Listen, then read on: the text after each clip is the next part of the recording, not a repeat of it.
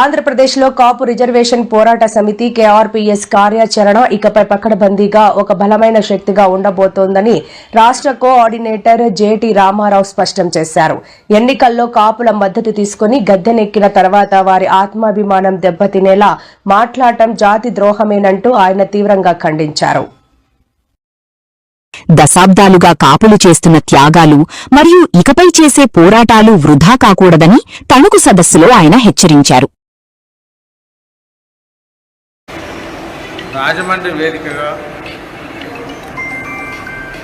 కాపులను అవమానించే విధంగా రాష్ట్ర ప్రభుత్వంలో కుడివైపు ఉన్న ఒక పెద్ద మనిషి చేసిన ప్రకటన అత్యంత అవమానకరమని, ఇది సహించరానిదని కూడా కాపు రిజర్వేషన్ పోరాట సమితి రాష్ట్ర కోఆర్డినేటర్ జేటీ రామారావు ఆవేదన వ్యక్తం చేశారు.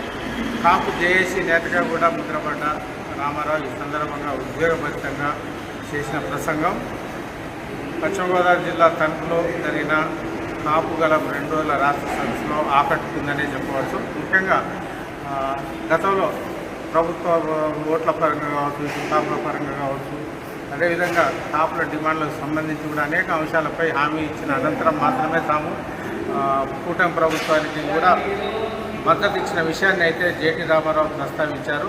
అయినప్పటికీ కులాలు వర్గాలు లేవంటూ కించపరిచే విధంగా సదరు పెద్ద మనిషి మాట్లాడడం చూస్తుంటే గుండె తరుక్కుపోతుందని కూడా జేటీ రామారావు ఆవేదన వ్యక్తం చేశారు.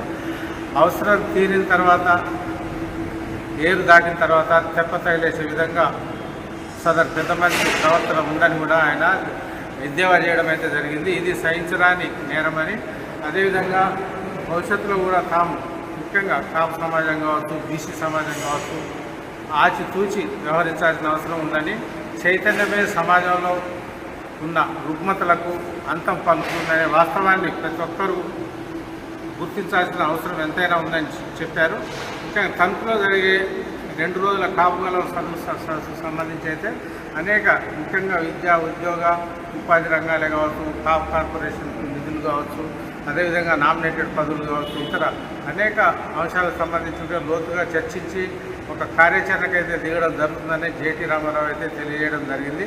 ఇదే పరిస్థితి భవిష్యత్తులో కూడా ఇలాంటి గతంలో చూసినప్పుడు కూడా అనేక అవమానాలు, తిరస్కారాలు అనేక ఉద్యమాల్లో ఉన్నప్పటికీ కూడా దశాబ్దాలుగా కాపులు ఎదుగు పొదుగు లేని పరిస్థితిని కూడా మనం చూస్తున్నామని ఆయన స్పష్టం చేశారు.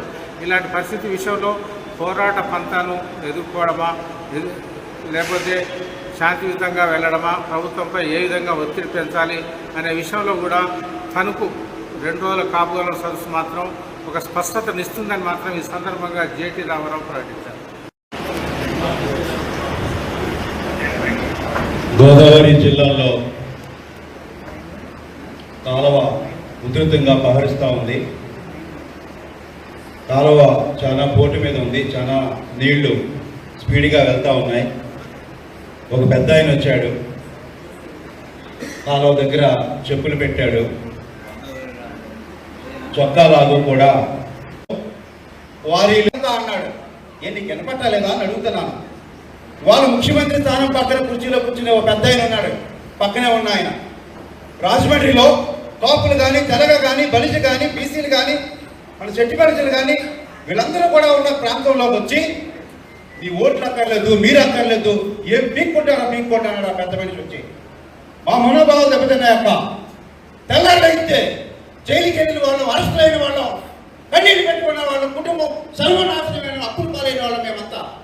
పుణ్యభూమి ఇవాళ గోదావరి జిల్లాలంతా పుణ్యభూమి, పుష్కరాలు జరుగుతూ ఉన్నాయి. ఇంత పుణ్యభూమిలోకి వచ్చి నువ్వేం మాట్లాడాలి? అమరావతి డెవలప్మెంట్, అమరావతిలో ఏం ప్రాజెక్టులు వస్తున్నాయి, పర్యావరణంలో ఏం జరుగుతూ ఉంది, నీ పంచాయతీరాజ్లో ఏం జరుగుతూ ఉంది, ఇది చెప్పకుండా, ఇది మాట్లాడకుండా కులాలు, మతాలు, ప్రాంతాలు మాట్లాడుతున్నారు. తప్పు కదా. అంటే మమ్మల్ని ఏంటి టెస్టింగ్ చేస్తున్నారా? రాజమండ్రి ప్రజల్ని అవమానాలు పాలు చేశారు. అక్కడికి వచ్చి నేను అందరూ ఒక మాట, ఫస్ట్ నీళ్ళు చల్దామన్నా అంటే సరే ఊరుకోరా నాయన, నువ్వు అంత కోపం పడకరా బాబు అన్న మాట చెప్పి మమ్మల్ని కంట్రోల్ చేస్తూ ఉన్నారు. నేను ఇంకొక మాట కూడా అడుగుతా ఉన్నా, బాధపడ్డాం. ఆవేళ దామోదరం సంజయ్ గారి దగ్గర నుంచి వచ్చి ఆవేళ బాధపడ్డాం. ఆవేళ బీసీలు ఇస్తే మా వాళ్ళే పల్లవరాజు గారు తాతగారు ఆ టైంలో చెప్పులు కూడా వేశారు. చాలా అవమానాలు పడ్డాం ఆ రోజు బీసీ కావాలంటే. నేను ఇంకొక మాట కూడా అవుతా ఉన్నా, మాకు ఆవేశం తెప్పించొద్దు. పెద్ద వాళ్ళ అక్కడ అయిన తర్వాత మళ్ళీ వాళ్ళు ఆ ప్రెస్ మీట్ ఇదే డ్రామా. నేను అడుగుతా ఉన్నాను, గత 2 ఏళ్లుగా కాపు కార్పొరేషన్ సంబంధించి ఏమిచ్చారు? ఈ ఊర్లోనే, ఈ జిల్లాలోనే, నర్సాపురంలోనే తాడేపల్లి కాపు కార్పొరేషన్ వచ్చి కుర్రోడు జాయిన్ అయ్యి ఉద్యోగం వచ్చిందని అపార్ట్మెంట్లో అడ్వాన్స్ ఇచ్చి జీతాలు ఇవ్వకపోతే 2 ఏళ్ళు పనిచేసిన తర్వాత ఆయన ఇంటికి పోయాడు. కాపు కార్పొరేషన్లో పనిచేసిన కుర్రోడే జీతాలు ఇవ్వకపోతే ఇంటికి వెళ్ళిపోయాడు. ఆ అబ్బాయి విజయవాడలో ఉండడానికి, కాపురం ఉండడానికి వచ్చాడు. అన్నగారు నాకు దగ్గరగా వచ్చారంటే నా టైం అయ్యి ఉంటుంది. నేనేమంటున్నానంటే, మా దగ్గర కొంతమంది ఈ కాపు నాయకుల్లో బ్యాక్ డోర్ రాజకీయాలు, కొన్ని ఇబ్బందులు కిరికిలు పెట్టిన మాట వాస్తవం అయితే ఉండొచ్చు. కానీ ఇది చాలా ఇంపార్టెంట్ సెషను. పెద్దలందరూ చెప్పేది అందరూ ప్రతి ఒక్కళ్ళు నోట్ చేసుకోండి. దీని ద్వారా కాపు బీసీ కమిషన్ ఇవాళ తణుకు వచ్చింది. కాపు బీసీ కమిషన్ తణుకు వచ్చింది. సమాన వాటా అడగడానికి ఉన్నాం. అయ్యా, మీ టైం పూర్తయింది. అమరావతిలో ముఖ్యమంత్రి కుర్చీ మీరు ఖాళీ చేయండి. అమరావతిలో ముఖ్యమంత్రి కుర్చీ ఖాళీ చేయండి. ఒకరికి బీసీకి ముఖ్యమంత్రి ఇస్తారా, కాపులకు ఉప ముఖ్యమంత్రి ఇస్తారా, నాకు పంచాయతీ లేదు. మేము కుర్చీలు మేము సర్దుకుంటాం. మీకన్నా మేము తెలివైన వాళ్ళు, మాకు వచ్చు. గవర్నర్ గారి దగ్గర లెక్కలు మాకు వచ్చు. అందువల్ల ఇవాళ ఇక్కడ తణుకు సమావేశంలో ఏర్పాటు చేసిన వాళ్ళు మేము పార్టీలకు వ్యతిరేకం కాదు, సంఘాలకు వ్యతిరేకం కాదు. ఇది ఒక ఆత్మగౌరవ పోరాటం. మీడియా మిత్రులు, తణుకు వారందరూ మీరు అర్థం చేసుకోండి. మేము ఏ పార్టీకి వ్యతిరేకం కాదు. ఇది ఒక ఆత్మగౌరవ పోరాటం. మా హక్కుల కోసం, మా బాధల కోసం, మా సమస్యల కోసం ఎన్నాళ్ళు మోసం చేస్తారు. నేను అడిగిన ఒక మాట ఇందాకే, ఇండస్ట్రీస్ ఎవరుకున్నాయి, కాలేజీలు ఎవరుకున్నాయి, హాస్పిటల్స్ ఎవరుకున్నాయి, క్వారీ, గ్రానైట్, సిలికా ఎవరుకున్నాయి, సిమెంట్ కంపెనీలు ఎవరుకున్నాయి, స్టీల్ ప్లాంట్లు ఎవరుకున్నాయి, ఇండస్ట్రీస్ ఎవరుకున్నాయి. రిమాండ్ పెడతారంటే ఇప్పటికే నేను జైలుకి పోతా. నా దగ్గర